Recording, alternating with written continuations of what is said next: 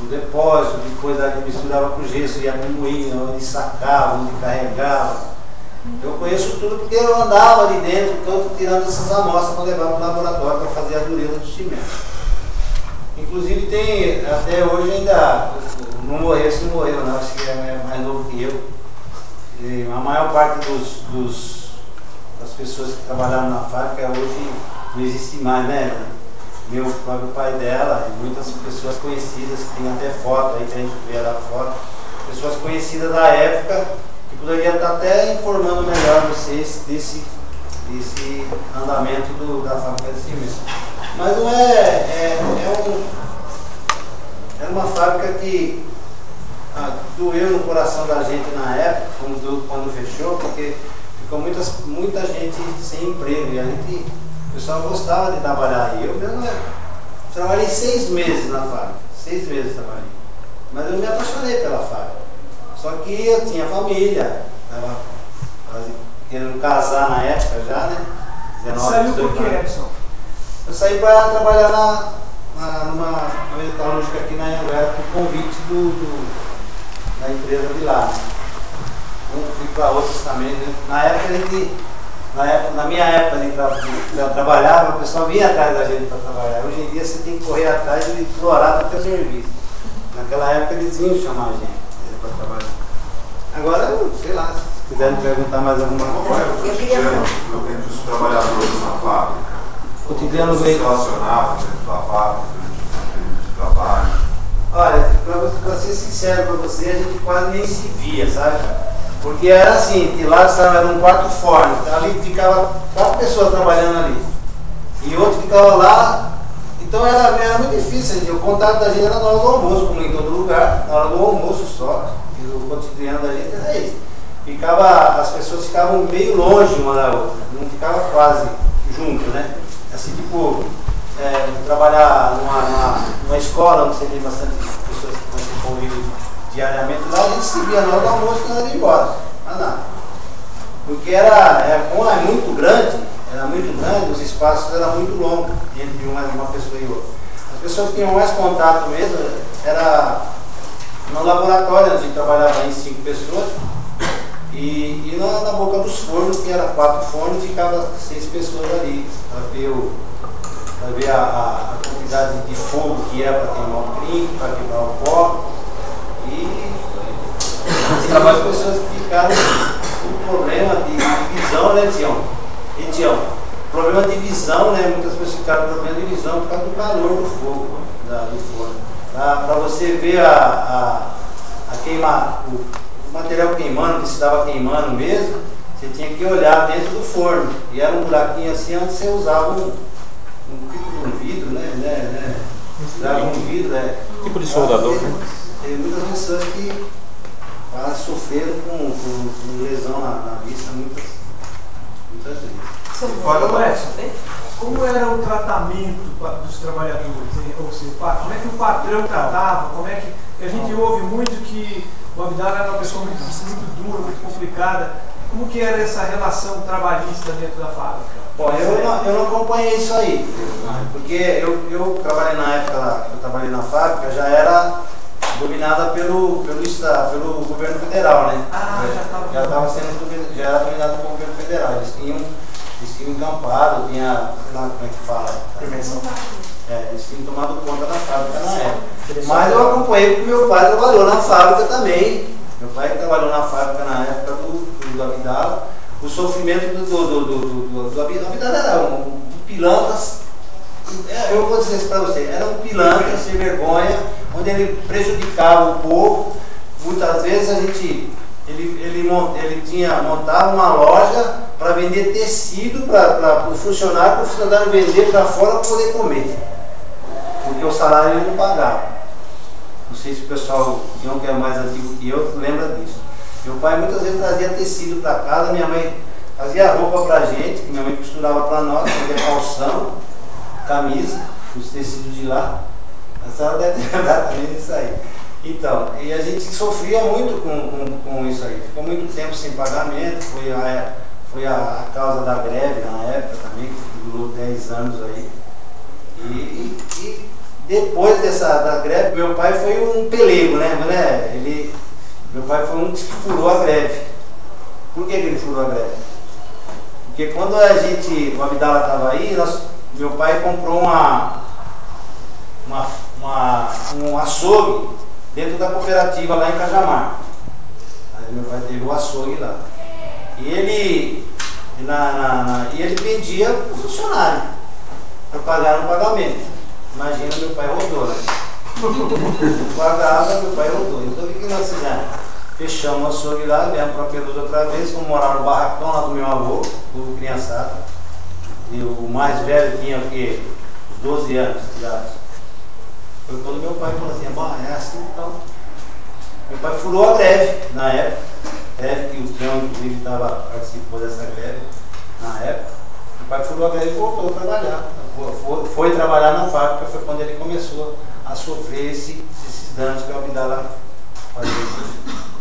Eu queria fazer mais duas perguntas para você. Uma é assim, você falou que se encontrava um pouco, né, só na hora do almoço e na hora da saída. Eu fiquei pensando, porque morava todo mundo mais ou menos próximo, né, e Perus era ainda bem menor do que ainda é hoje, né? Então vocês deviam se encontrar fora do horário de trabalho, como é que era isso? E a segunda pergunta é, pensando assim na preservação da fábrica, no que sobrou da fábrica lá agora, ainda hoje, o que você acha que são as coisas mais importantes para se preservar num projeto novo da fábrica, para se manter? Bom, primeiro, a linha férrea, que é importante para nós, porque se eu contar a história para vocês dessa linha férrea, para vocês, as pessoas antigas de Perus lembram, a gente não tinha só esse trabalho árduo, que era difícil trabalhar na fábrica mesmo, era muita poeira, muito calor. A gente tinha um lazer também. Na fábrica de cimento tinha o chamado Eminho, né? Era um trenzinho de 3 vagões, onde a gente descia aí rio abaixo, ia pescar lá no entroncamento, tem uma foto lá, depois vocês podem ver. Entroncamento a gente tinha um belo de um lago lá, hoje é tudo poluído, né? Não tem mais nada. Deve ter o lago, mas só tem poluição. A gente ia lá pescar, passava um dia ali, no entroncamento tinha um barzinho lá onde o pai e a mãe da gente levava. Eu era muito criança naquela época, mas não esqueço não. E ia pescar na beira do riozinho aí, esse era o lazer da gente na época. Entendeu? A segunda pergunta eu me repito que eu sou meio... Então, uma era o que seria mais importante para você preservar na fábrica, né? E a segunda era como que era fora, se vocês se encontravam fora da fábrica, que lugares eram esses que vocês se encontravam? Eu queria só falar do professor Montes. Para você, qual que é o lugar mais legal, mais bonito, que tinha um jeitão que você mais gostava na fábrica? O lugar mais gostoso que era onde eu trabalhava, que é o laboratório, e o lugar de ensacar o cimento, que eu achava, como uma fábrica muito antiga, tinha uma técnica moderna, de encher os sacos do cimento. Como que era? É assim, ele é tudo, era bombeado, né? Bomba com ar, e tinha tipo de um bico assim, né? O saco ele vem fechado, tinha só um espaçozinho onde você enfiava aquele bico, aí o operador da máquina bombeava o cimento, e quando completava 50 quilos, ele meio desagado, caía na esteira e já ia pro caminhão. E tinha, aí o bicho, tem os caras fortinhos lá, né? Aí entrava a minha parte. Eu trabalhei na ensacadora. Aí é a parte disso aí. Esse é o lugar mais gostoso que eu acompanhava, mas o resto para quem trabalha. Era gostoso porque você estava vendo, porque uma pessoa saia branca de lá. Não, isso aí é normal. Em qualquer lugar que você ia, até dentro do laboratório, porque na hora que você ia moer o material que você via, você ingeria poeira ainda lá dentro do laboratório. Segurança não tinha assim, máscara, nada do tipo. A única segurança que tinha foi a que eu falei do vidrinho lá, onde o pessoal olhava no forno. Teve muitas pessoas que teve lesão na vista na época. E quando você trabalhou lá, tinha a área da fábrica desativada já no governo? Não, ela funcionava tudo. 100% não. E na vila tinha gente? A vila, Triângulo, tava... Ainda tinha gente morando lá. E já tinha gente que tinha saído. O acampamento, né, que é essa parte onde moravam as pessoas, inclusive meus avós, quando vieram da Itália, moraram lá. Minha família tem 100 anos de Perugia. Então, rapaz, Acontecia desse saco estourar? Acidente? não, era muito difícil. Hoje não é que nem é hoje, que você pega um saco e ele racha no meio, não. Ela era material bom. Material bom. Já tinha o carramanchão, Edson? Funcionava? Carramanchão? Mas que eu emocionado do meu pai quando ele dançava. Vocês tinham assim, informação de acidentes, de trabalhos que aconteciam dentro da fábrica com os trabalhadores? E o que se fazia em geral com esses trabalhadores se eram acidentados, se machucavam? Na minha época, tinha acidente, tinha muito. Não era, como nem o rapaz falou, se tinha algum equipamento, era muito difícil. Eles não se envolveram, não. Eu não lembro disso aí. Agora, quando machucava alguém, levava no posto lá da Água Branca lá. Era um posto lá onde arremendava as pessoas. Tinha um equipamento, uma ambulância, alguma coisa assim? Como que era? Acho que tinha, não lembro, tinha. Não tinha. E a gente também tinha o ambulatório médico lá dentro da fábrica, que era funcionário, o médico era funcionário da fábrica mesmo. Quantos funcionários tinham na fábrica? Agora sim me pegou. Chegou a 600, parece que chegou a ter até 600 funcionários. No finalzinho estava numa faixa mais ou menos de 100 funcionários, mais ou menos. Foi caindo bastante. Olha, deixa eu dar uma rapidinho lá, o senhor estava levando uma mão. Já fez a pergunta? Só uma informação técnica.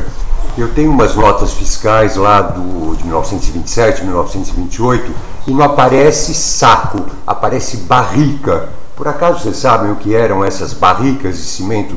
Você comprava 1, 2, 3, 4, 5, 6 barricas de cimento. Tem alguma... Não devia ter esse sistema de ensacamento logo no início da fábrica? Eu não tenho ideia disso aí, não. O sistema que eles adotaram naquela época era a melhor maneira de acondicionar o cimento, né? Já era o saco, né? Vender, então era usado. Talvez a barrica seja cimento importado. Não, era cimento daqui. Daqui dentro. Mas antes era só em barrica mesmo, quase todos os produtos, né? Mas acho que por causa de umidade, aí eles adotaram um saco de papelão.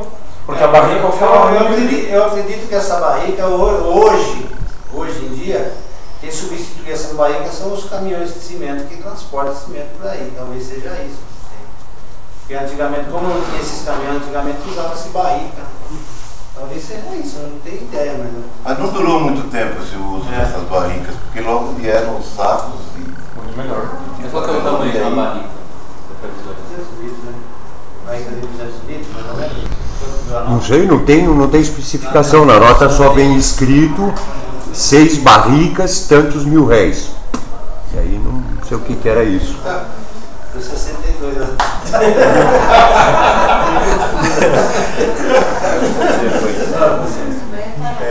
Eu ainda queria que você falasse assim, sobre como é que era a vida fora, como você se encontrava, onde se encontrava. Na minha época a gente já tinha, o clube Caramanchão. Você falou agora? Caramanchão. Tinha o Portland aqui. E o Portland, que era o campo, que era aqui, ó, antigamente, onde a gente tinha os times de futebol que a gente jogava. Tinha a sede do Portland ali em cima, onde fazia os bailinhos à noite, a gente ficava bolado, entendeu? Eram os lugares que a gente encontrava mais campo de futebol mesmo, e no bailinho, e lá no Carramanchão. Antigamente, antes de ter esse Portland aqui, essa sede aqui, onde é essa sede? Ali na academia. Ali. Era capoeira do Geraldinho, né? Era capoeira do Geraldinho. Então, nessa época, antes disso, tinha o salão de baile lá no acampamento. Lá. Era um salão enorme. porque a gente balançava na... Tinha algum bar, alguma venda, ou igreja, alguma coisa do pessoal? Aqui em Peru, naquela época, tinha muita cooperativa, né? Tinha uma cooperativa que era aqui na praça, na época. Barzinho assim, era... Tinha venda, né? Venda, tinha venda aqui, tinha... Natalina. Aqui nessa... Antes de fazer o viaduto tinha uma passagem ali, que é a passagem de Nipa, ali tinha padaria. O centro mesmo de Peru na época era aqui, né? Aqui na saída da estação ali, que era uma passagem de nível que tinha com dém, né? Porteira. E a gente passava ali, tinha padaria. Eu morava lá em cima, eu ia comprar pão aqui. O senhor morou na Espírita? O seu pai já trabalhava lá? Meu avô morou no acampamento. Na Vila Acampamento. Aqui na Triângulo? Não, nas casas que foram demolidas já. O Triângulo é mais lá na frente. Era mais... a Vila Nova. A Vila dos chefes. Eu era chefe dos pedreiros na época. Eu ia essa casa de morar ali. Mas morou pouco tempo também, porque ele comprou aqui um pedacinho de terra. Uma gareta, aí construiu lá, aí foi construindo para os filhos. Aí eu vejo que vocês falam bastante do que acontecia aqui em Peru. E havia uma integração assim, com o pessoal que ficava lá, Cajamar, que não era bem Tinha, porque a pedra que vinha para fazer o cimento vinha de lá. Mas essa convivência que o Euler está perguntando assim, de cotidiano... Não tinha, porque lá também tudo que tinha aqui, o campo do Portland, o salão de festa, lá também tinha lá também. Então a gente fazia essa integração quando ia jogar e fazer uma festa. Bom, pessoal do almoço, né, que o pessoal se montava um pouco mais no almoço, assim, como que se dava isso aí? Cada um levava a sua marmita, de que forma que levava, ou tinha um transporte da empresa, tinha um lugar lá? E a outra pergunta é assim, para quem era filho de trabalhador da fábrica, ou neto de trabalhador da fábrica, assim, tinha lá, quando eu crescer eu vou trabalhar na fábrica? Ou... Não. Meu pai trabalhou lá e quando ele me colocou lá dentro, né? Mas era difícil, ninguém queria trabalhar aí. Era um serviço pesado, hein, gente? Não era mole não, né, Tião? O mais levinho do meu pai colocou, né? Carregação do laboratório, mas eu andava, perna tem varida até hoje. E sobre a marmita, a maior parte das pessoas levava a marmita. Mas tinha o restaurante lá dentro também. Agora não sei como funcionava, porque eu levava minha marmitinha, a gente comia ali na estação do Eminha, eu e meu pai. Uma boa parte dos trabalhadores não levava a marmita, porque na hora do almoço os filhos levavam a marmita. Eu me lembro que eu separei lá, mas eu ia junto com os amigos, criança, aquela marmitona de 3, 4 andares. Assim. E aí a maioria levava, né, Tião? A maioria levava, as crianças levavam, as mulheres, para comer lá no refeitório, chamava refeitório. Isso que o senhor está falando eu fiz várias vezes. Eu também. Muitas vezes eu levei do meu pai. Meu pai levava, a minha mãe mandava eu levar um caldeirãozinho, aqueles caldeirão de embujudinho assim, era desse tamanho assim. Um caldeirãozinho que a gente levava para os pais. E a garrafinha, a cachaçinha, né? Leva ele. Ixi, mas chegasse lá sem a cachaçinha dele, só trabalhar lá só com branquinha, né? Mas o restaurante tinha que pagar alguma coisa para comer lá? Olha, gente, eu não lembro disso aí porque na minha época já não tinha mais o restaurante, só tinha a parte onde o pessoal sentava, as mesas, que inclusive acho que deve ter até hoje lá ainda. E tinha as mesas onde a gente sentava com a marmita para comer. Na minha época eu trabalhei lá, né? Na época do meu pai eu nem ia lá, porque meu pai ficava aqui, depois da boca do túnel ali, ele almoçava ali, né? Então, quando não tinha mau cheiro ainda, hoje não tem jeito de comer ali.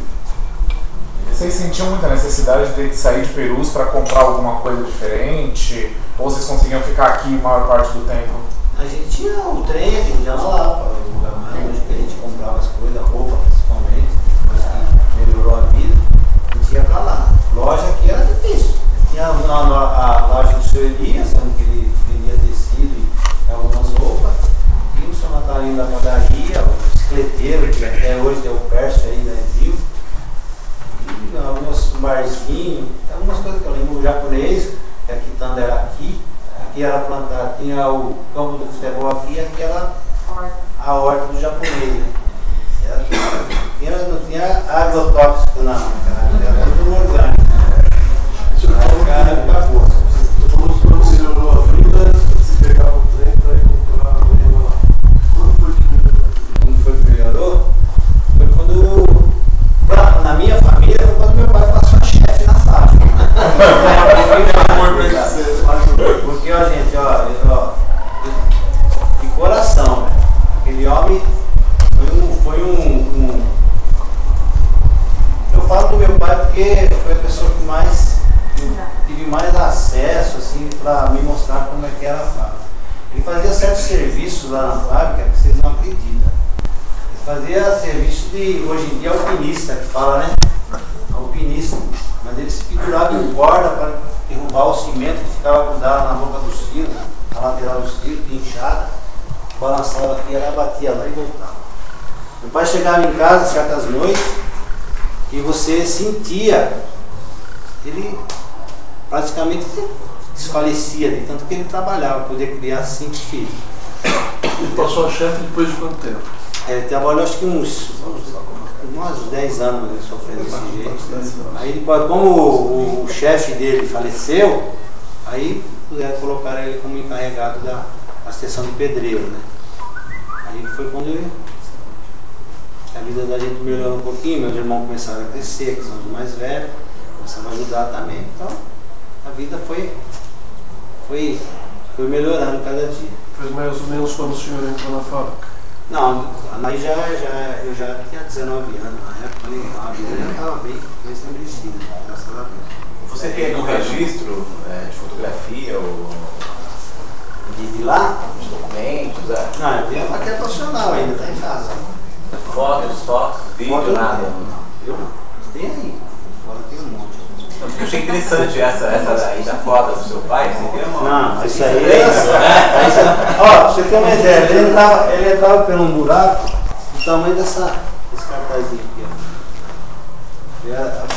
Se vocês olharem lá, uma hora que vocês talvez vão visitar lá, vocês vão ver aquela primeira, os fios de cimento, onde eu falei que era um depósito de cimento que bombeava para encher os. Ele, como o cimento, qualquer umidade ele gruda, mas ele não secava por causa do calor do próprio cimento que ia caindo dentro, que era bem quente. Então ele grudava na beira dos fios. Então aquilo lá, se você deixasse, futuramente fechava. Ia fechar os fios. Então eles ganhavam horas a mais para fazer isso aí. Porque o serviço do meu pai é serviço de pedreiro. Meu pai era serviço de pedreiro, consertar forno. Tem história. Esse é o problema, tem muita história. E aí tem muita gente. Deixa eu só fazer a última, não sei se última. Você ia na igreja na época? Como é que era essa vida na igreja? Vida na igreja? Tinha mais igreja, tinha só essa? Era só essa igreja, mas não era essa. Não era essa, aquela igreja antiga ainda de Itapeli. É antiga mesmo, que tem muita no Nordeste ainda, né? E depois que foi derrubada foi feita essa igreja, que hoje é a igreja. Primeiro era só um salão, né? Que tinha meio esquisito, né?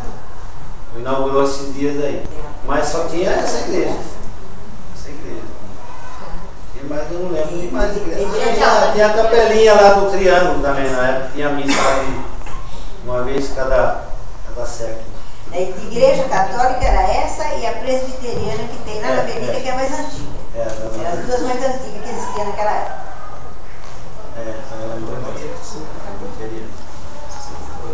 Acho que, meu Deus. Eu tenho que ir lá pro plebiscito, eu trabalho lá no plebiscito, lá em cima na minha vila. Agora tem mais gente para falar mais um pouco aí. Se eu mentir alguma coisa, eles vão desmentir. É por isso que eu quero ir embora. Aí está o endereço. Está filmado, né? Mas já sabe. Então, gente, eu conheci, mas eu tenho mais pessoas que depois, futuramente, a gente vai pegar o endereço direitinho. Tinha o Deboni, que trabalhou lá no laboratório comigo. Tinha o forneiro, um dos forneiros que trabalhou na fábrica também, tomava conta dos fornos. E tem o João Bi, né, que era o chefe do laboratório na época. Se eu fazer contato com ele, vou passar para ele o nome, quem sabe outra vez ele dá mais informações para você, galera. Gente mais antiga.